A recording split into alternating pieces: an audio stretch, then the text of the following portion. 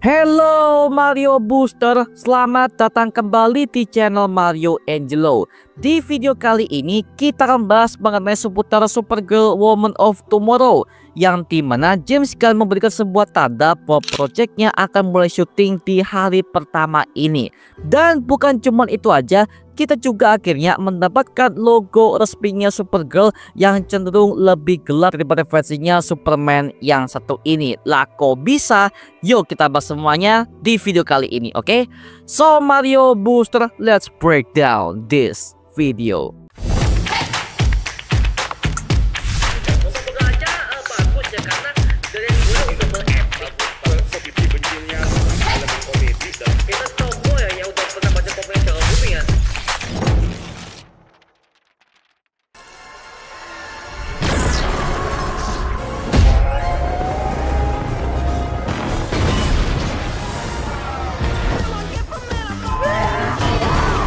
Supergirl Woman of Tomorrow ini adalah sebuah proyeknya di James Gunn yang akan menjadi sequel langsung bagi film Superman karya James Gunn juga yang siap tayang di tahun 2025 ini ya.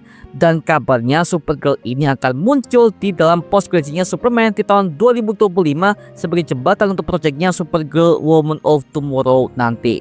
Nah, sepertinya film ini akan mengisahkan tentang kondisi politik yang ada pada planet Krypton dan juga situasi hancurnya planet tersebut yang mengalami kepunahan. Karena Zor-El ini adalah survivor yang berhasil selamat dari kejadian tersebut setelah Superman dan juga anjing Krypton dari keluarga besar House of El. Sebenarnya ada unsur politik yang harusnya akan dibongkar ke dalam sebuah arc-nya kehancuran planet Krypton seperti versi komiknya, yang dimana peran itu sebenarnya dihancurkan oleh General Zod dan juga Brainiac yang bekerja sama, yang dimana hal ini pernah terlihat di serialnya Krypton season pertama di tahun 2018 dari channelnya Sci-Fi. There is a man. I can give him to you.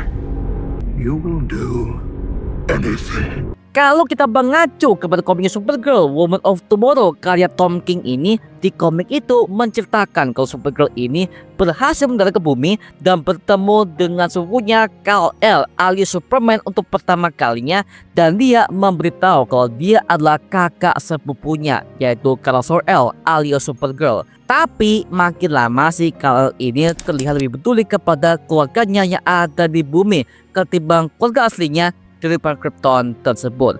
Sampai akhirnya Kara ini ngambek dan memutuskan untuk pergi dari planet bumi karena dia merasa bahwa si Kal ini nggak perlu perlindungannya lagi. Apalagi sekarang dia adalah Superman alias The Man of Steel yang udah terkenal di berbagai macam belahan dunia, coy. Itu gokil banget sih.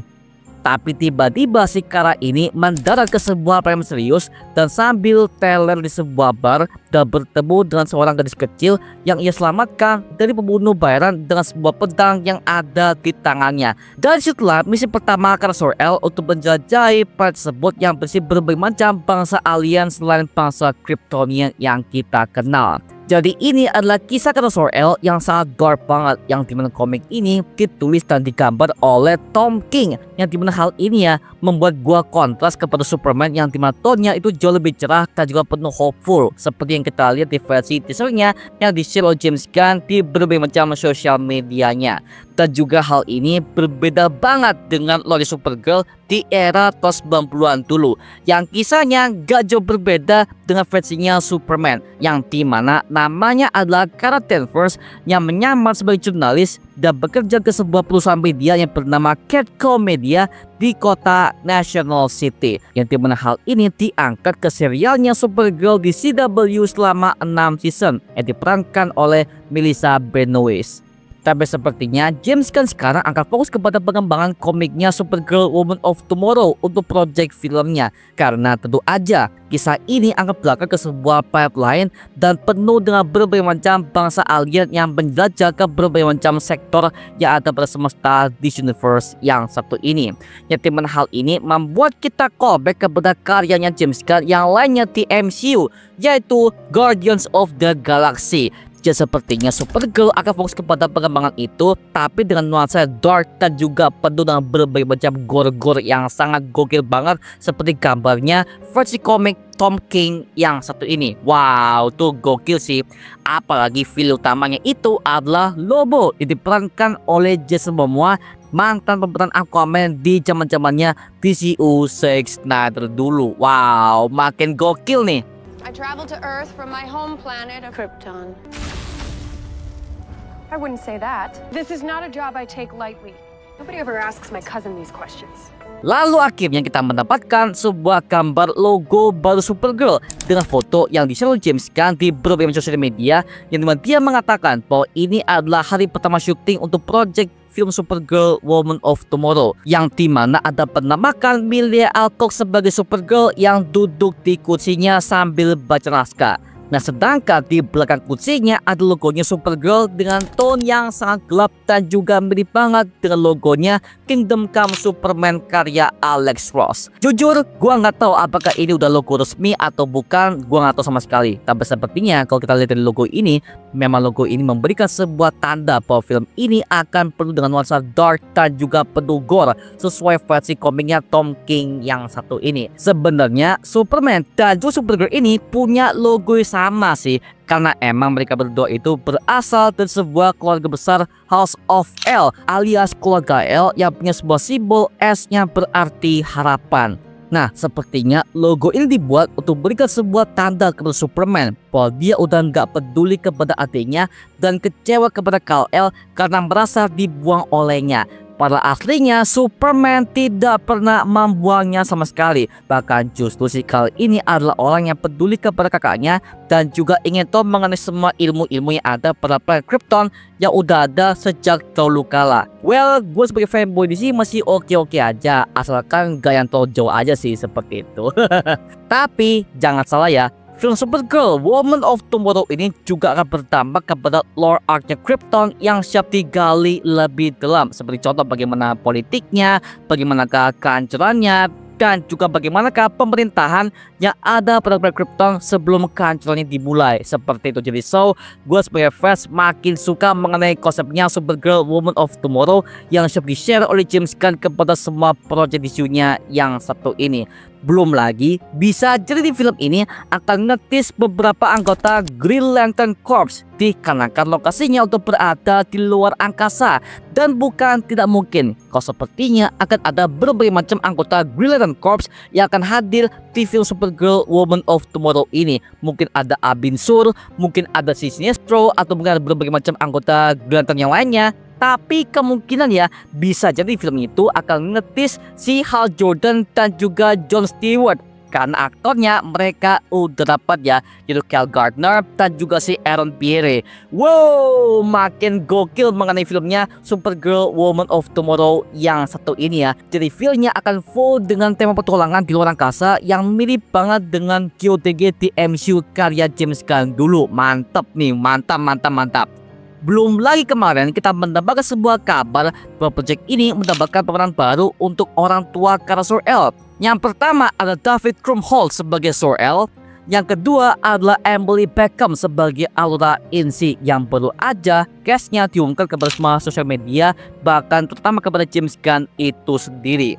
Yang dimana kita bisa melihat ada Zor-El, bapaknya Kal Zor-El, yang profesinya sama seperti saudaranya Jor-El sebagai ilmuwan cerdas di sebuah divisi Sans Krypton yang sangat canggih banget. Lalu juga ada Allura El sebagai hakim di pemerintahan Planet Krypton yang sering memberikan sebuah vonis kepada semua para penjahat paling berbahaya di semesta galaksi DC Universe. Jadi memang semua keturunan House of L ini, mereka semuanya adalah orang-orang terpandang di planet Krypton, karena mereka semuanya punya jabatan yang berpengaruh kepada keselamatan planet tersebut.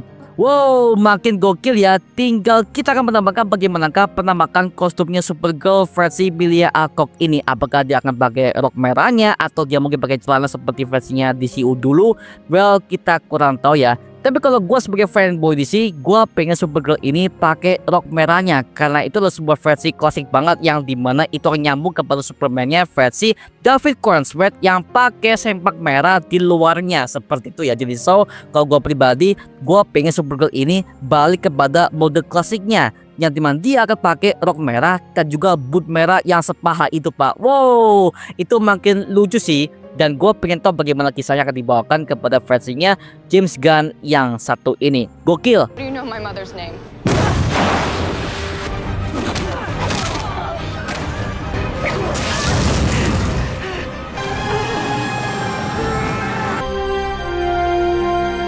Nah sekarang gua serahkan kepada kalian. Gimana pendapat kalian mengenai berita yang satu ini?